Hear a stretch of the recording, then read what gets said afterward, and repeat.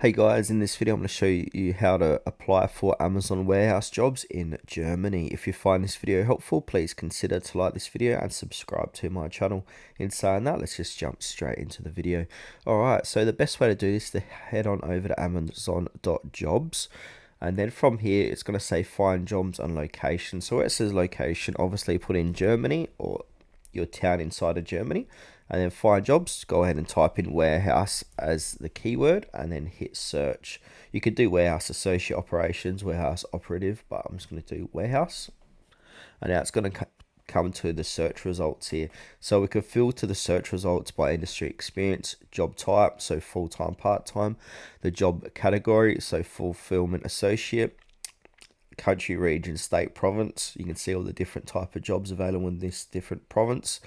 Also your city, team, role type, category. Now on the right hand side, they're going to show you a bit more about the job here. So if you like any one of these jobs, we can filter by most relevant or most recent. So say if we want to go into this one here, a working student, we can have a look a little bit more about the job here, have a read. Their offer, your basic qualifications, preferred qualifications. Now, if you like the look of that, you can go ahead and click on apply now and go through the process of applying